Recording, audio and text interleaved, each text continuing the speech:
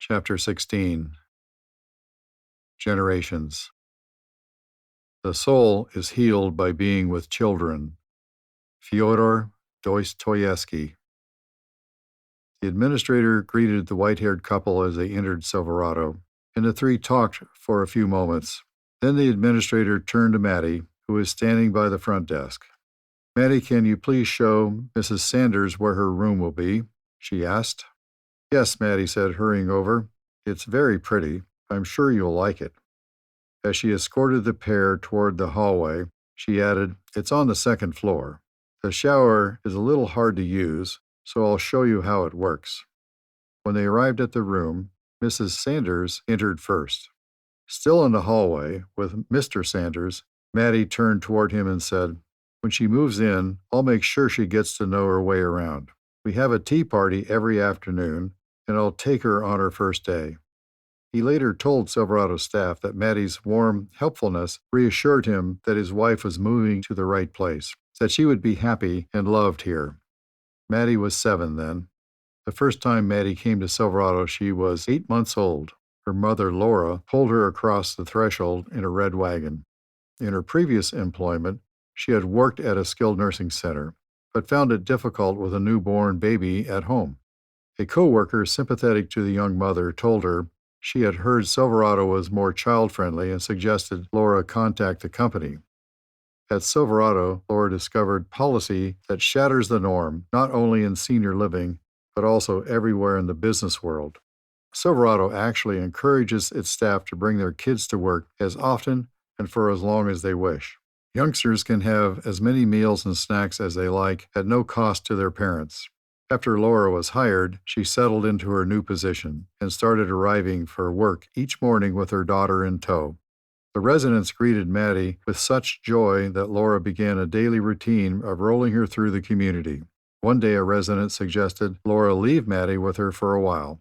Laura hesitated, but the love on the woman's face overcame her reservations. Unseen, she checked on Maddie several times during the next hour. When she finally came back to retrieve her little girl, she found Maddie giggling in the woman's lap as 4 other residents played with her. By fencing in part of Silverado's living room, Laura created a play area where residents could sit and watch Maddie, chatting among themselves. Eventually, preschool took Maddie from Silverado for 3 days a week, but otherwise she could be found singing songs with residents in music club or helping to brush the dogs and fill their bowls. A welcome regular at the front desk, Maddie was intuitively able to put new residents and their families at ease. Steve, the late Jim Smith, and I made Silverado's unique child care policy a founding practice. We wanted to give parents of the staff peace of mind by solving the babysitting dilemma and by allowing parents to connect with their children during work hours. At Silverado, presence of children promotes normalization. Interaction with people of varying generations is part of daily life. The practice has helped Silverado attract high-quality, family-oriented employees to carry out the company's mission. For a number of Silverado residents, involvement with children provides meaning and new energy. They look forward to getting up in the morning, a desire that may previously have been extinguished by depression or a lack of purpose. So important is the presence of youngsters that in addition to encouraging associates to bring their children to work, the company also invites schools and youth organizations such as scout troops to come to Silverado regularly, not just to visit, but to befriend and participate with residents. A newborn slumbers quietly on the lap of a resident who possesses baby-calming secrets known only to those with years of experience. A kindergartner works on counting beyond his fingers under the tutelage of a former engineering professor. 2 elementary students and a silver-haired man throw a ball for a Labrador retriever. A junior high schooler and a resident brush a final coat of varnish onto a table they built together. A high school senior planning to major in art helps lead a resident watercolor class. The generations meet at Silverado. Each teaches and learns, gives, and receives, as the generations do everywhere else in the world. On the jungle gym in Silverado's backyard, a staff member's child suddenly had an idea. "Let's paint the gym set," he yelled excitedly.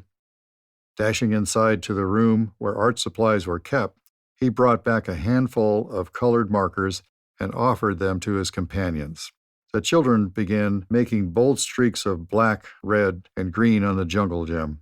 When an elderly resident glanced out the window and saw what they were doing, she hurried to the office of Catherine, the administrator, to alert her. "How would you handle this?" Catherine asked the resident. "We should make them clean it," she replied, in the brisk tone of one experienced at teaching right from wrong. "They need to learn to be responsible for their actions." "Then that's what we'll do," said Catherine, rising and gesturing for the resident to follow her to the utility room. The two women filled buckets with soapy water and grabbed fistfuls of clean rags. Walking through the community, they rounded up the now scattered culprits and took them back outside to the jungle gym. "You need to clean this up," the resident told the children. In awe at the calm authority of her tone, they set to the task at once. Staying to supervise until they had wiped the last marks off the equipment, Catherine suggested that after they rinsed out the rags and stowed the buckets, the youngsters should help her raid the freezer in the country kitchen for ice cream sandwiches. Bringing children together with the memory impaired has created the environment we envisioned, one where the memory impaired are fully accepted and empowered. Rebecca joined Silverado's staff in 1999 and began to bring her 9-year-old daughter, Jackie, to work with her. Throughout her school years, Jackie arrived after classes. She would grab a snack from the country kitchen refrigerator and find a quiet place to do her homework. When she finished, she often hurried to the culinary club to slice and sauté alongside the members. At other times, she grabbed a watering can to participate in the garden club. She also hooked up leashes and accompanied residents exercising Silverado dogs. Jackie says becoming part of Silverado life at such an early age taught her that people with Alzheimer's aren't scary. Seeing her mother's compassion for the residents and understanding the difference she made in their lives every day deepened Jackie's respect for her mother and forged a stronger bond between the two. It also created a resolve within Jackie to dedicate her career to improving the lives of those with memory impairment. The best way to do it, she believed, would be to work for Silverado. After she graduated, she joined the Silverado staff as a caregiver. When Jackie's daughter was born, she began bringing her to work just as her mother had done. Jackie wants her to absorb the same lessons about improving the lives of others that she did when she was a youngster. At 16, Caitlin had never met a person with Alzheimer's disease. Neither had her friends, but she was more anxious than any of them. Caitlin was the reason the carload of teens was heading to Silverado that afternoon. Her mother, Ellen, had recently joined the company as a director of health services and had suggested that Caitlin volunteer at the community. With butterflies in her stomach, Caitlin invited several pals to accompany her and was relieved when they agreed. They all wondered what they would encounter. Would the people there look different? Say strange things? Act weird? A year later, Caitlin recalled the residents were all normal, sweet people who were so nice. The place was warm and welcoming. When we left at the end of the day, we all wanted to come back. And they did, spending hours participating in activities with residents and helping with events around the community. About 2 months later, during Caitlin's summer vacation from school, her grandmother, Mary Jane, experienced a severe health decline and moved into Silverado. Wanting to be with her grandmother as much as possible, Caitlin slept in Mary Jane's room many nights and spent almost every day at the community, leaving only for a few hours to attend a daily tennis camp. Silverado became Caitlin's community. The residents who had sparked such anxiety in her only a few months earlier turned out to be some of her closest friends. We would walk together and talk, and they would take my mind off my grandmother's illness. We would have so much fun doing things like making cookies or telling stories. There is just something so special about the residents, she concluded. When her grandmother passed away, her newfound friends were there to comfort her. Now, Caitlin wants to make a lasting contribution to Silverado by helping residents at the community form their own chapter of the Silverado Service Club. A longtime Girl Scout, Caitlin is setting up the project through the organization's Gold Star Award program, the highest Girl Scout honor. Passionate about the endeavor, she hopes to involve dozens of other young people. She says we need to change the world's view of people with memory impairment.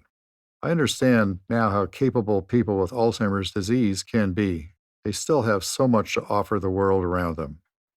Savannah turned on the computer in her lap and took a sip of tea from the mug on her nightstand. Closing her eyes, she leaned back against the pillows propped up against the headboard of her bed. How could she hone what she wanted to say to just 500 words? She opened her eyes, took a deep breath, and fortified herself with more tea. Then she sat up and began tapping the keyboard. I remember sleeping on the floor under my mom's desk at night, Savannah wrote. She was a single mom until I was about 5 years old, which meant I had to go to work with her at Silverado. Silverado was a community for those with dementia. Savannah tapped on the keys. My aunt refused to go into the building because she was afraid of the people inside. I couldn't understand what frightened her. In my eyes, they were sweet, sometimes forgetful, old people who smiled at everything I said. Silverado was my second home. Pausing over her computer, Savannah realized she couldn't recall a time when Silverado wasn't part of her life. She was only 2 years old when her mother and aide first brought her there. She quickly learned to emulate how her mother cared for the memory impaired. If Savannah saw a resident who seemed sad, she would put her tiny hand in his and grin up at him, invariably causing him to smile back. By kindergarten, Savannah was helping the residents with their food. At the age of 7, she could sense the needs of those who were agitated and redirect their attention to calm them. As an elementary school student, Savannah assisted the residents' art club. When she entered junior high school, her mother became a charge nurse. By observing her, Savannah learned care techniques and began to provide one-on-one attention to the residents. Reaching for her tea and taking another sip, Savannah thought about what she wanted to say. Her eye caught the framed sketch hanging over her dresser. To a casual observer, it was just a few pencil marks. Hastily setting down her mug, Savannah resumed typing at a rapid clip. In the beginning, he was a fantastic artist. He did a painting of another resident that was so detailed that at first I believe it was a photograph. As his disease got worse, his portraits of the woman became less detailed, without light or shading in her eyes, and he gradually lost control of his hands. He used pencils until his last penciled sketch of a woman was barely recognizable. There was an oddly shaped oval for a head, 2 dots for eyes, and a line for the nose. The artist gave Savannah that final drawing, and her mother framed it for her. It had been hanging over Savannah's bureau ever since, even though she was now about to graduate from high school. Savannah continued typing with urgency. When I saw that sketch, I realized what was really occurring in Silverado. These people were losing themselves to a disease that was stealing their identity. The thought of becoming an empty shell of myself, unable to remember who I am, the names of my relatives, unable to even use the restroom on my own, gave me a strong sense of devastation. I wanted to know what caused these illnesses and what physical changes were occurring that allowed such a horrible disease to exist. Her passion, Savannah wrote, for learning about the nervous system was sparked. I wanted to see the difference between brains with and without Alzheimer's. I wanted to know what science might be able to do to prevent and heal the disease. When I learned there was not yet a prevention or cure for that man whose hands had betrayed him, I decided what I wanted to do with my life. I would make changes in the lives of people suffering from diseases like Alzheimer's, because they are the most tragic. I know that whatever I end up doing, I want to work for real individuals, for real people, not to try to resolve anonymous medical cases. Laying her hand on a mug of tea, Savannah was surprised to discover it had gone cold. A glance at the clock told her it was past midnight. She saved her work, shut the laptop off, and turned out her light. A few months later, Savannah learned that all 12 colleges she had applied to had accepted her. She is now enrolled in the University of California, Davis Department of Neurobiology. Tessa slid aside the flower pot she had decorated with blue and green stars, her small hand pausing over the sheets of stickers on the table in front of her. Selecting a set with yellow and orange birds, she began pasting them on another flower pot. Normally a chatterbox, Tessa hadn't said a word this morning. Instead, the 8-year-old's face was furrowed with the concentration necessary to align the decorations just so. Kathy, the resident engagement director, sensed that her silence stemmed from more than just the task at hand. Having crafts to complete was part of Silverado's monthly children's support group. Kathy started the group after noticing 3 youngsters who looked sad and confused when they visited their grandmother. Realizing the dementia's impact on children is often overlooked, and she found that giving the kids a project to work on broke the ice, making it easier for them to talk about how they felt as memory-impairing diseases changed the lives of their grandparents and great-grandparents. The support group has flourished and has become a model throughout Silverado, with children outside the organization welcome to attend as well. "Okay, everyone," Kathy said, "let's take a break and have something to eat." She went to the side of the room where picnic-style box lunches were stacked and brought them back to the big round table where Tessa and 4 other youngsters were sitting, surrounded by flower pots, stickers, and stencils. "All right," exclaimed Theo, Tessa's brother, older by 4 years, "it's the chicken salad." Kathy smiled. The previous month, Theo had said he wanted his mother to ask Silverado's chef for the recipe. When everyone had unwrapped the sandwiches and started to eat, Kathy knew the moment was right. "So how are things going?" she said in a casual tone as she asked the question. She looked over at Theo, silently willing him to catch her eye. He met her gaze and understood the prompt. "Well, Tessa," he said to his little sister, "it hasn't been easy for you, has it?" She looked at him and bit her lip. Realizing that she wasn't going to say anything, Theo continued. "The last couple of times we came here, Grandma called Tessa by Mom's name. She tried to explain to Grandma that her name was Tessa, but Grandma kept doing it. Tessa has been pretty upset about it." "Oh, Tessa, I understand how you feel," Kathy said. "That must be confusing, maybe even scary." Tessa nodded. "But it really isn't anything to be frightened of," Kathy continued. "Remember how we talked about what happens with the memories of people with dementia? They're better at remembering things from a long time ago. So when your grandmother calls you by your mother's name, it means you remind her of your mother when she was a little girl. If she does it again, don't try to correct her. Just let her do it." With her sister still quiet, Theo said, "Tessa, you don't need to be scared. She's still Grandma." "That's right," Kathy said. "She is still Grandma. Now you know when we share our feelings in here, you don't have to worry that your grandmother will know you were upset. Just remember that she loves you, and that's what matters most." Tessa didn't say anything right away, but after she and the other youngsters finished lunch and resumed decorating the flower pots, she began talking and laughing. The group worked diligently, knowing that Silverado's resident garden club needed 15 of them by the end of the afternoon. When the kids were finished and the meetings drew to a close, Kathy gave each of them a disposable camera. She reminded the youngsters they could use the cameras to take pictures with their grandparents. Then the children could add the photos to a scrapbook kept at Silverado. "You know you can come and get the scrapbook whenever you wish," she said. "You can show it to your grandparents and talk about the fun you've had together." 2 weeks after the discussion with Tessa and Theo, Kathy happened to come across a little girl walking down the hall with her grandmother. "How was school, Rachel?" the older woman asked Tessa. Without hesitating, Tessa said, "I got an A on my spelling test." Then she took her grandmother's hand, and the pair headed towards the door leading to the backyard.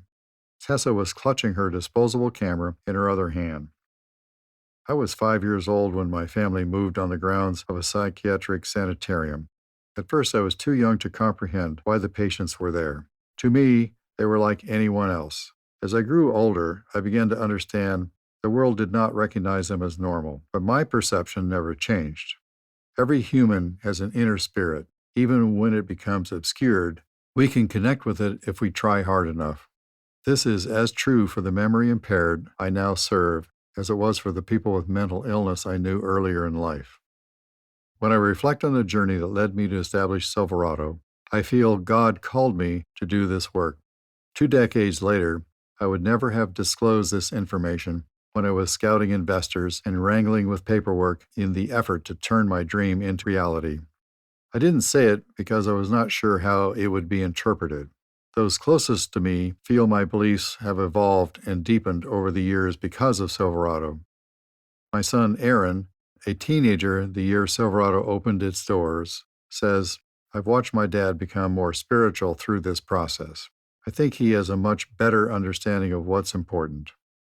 Heather, like Aaron, was in her teens when I took her to Silverado for the first time. I walked with her along the hallways, showing her the memory boxes and explaining why they mattered so much. Pausing in the country kitchen, I told my daughter the airy room wasn't only about food. Like the kitchen in any home, it was a place people came together. And spreading my arms wide, I described how residents could stroll through the community and around the grounds without locked doors blocking their way. This encouraged exercise and eased restlessness. I added that some memory-impaired people are thought to have a wandering problem. In fact, many are just frustrated at feeling confined or not having anywhere meaningful to go. When we stepped back into the hall, a gray-haired man approached us. As he neared, Heather saw that his body was too thin to carry much muscle, but he held himself with precision and spoke with calm sobriety. Please, he said, I can't find my tent, and I'm wondering if you know where it is. I need to get back to my company right away. Yes, Sergeant Lucas, I do know where it is, I said to the man in a tone both somber and sincere, one that reflected the important nature of the question. I would be happy to take you there. I touched the man's back with my palm, and we went down the hallway. Young Heather realized she was to wait for her father's return. She glanced around, and the nearest memory box caught her eye.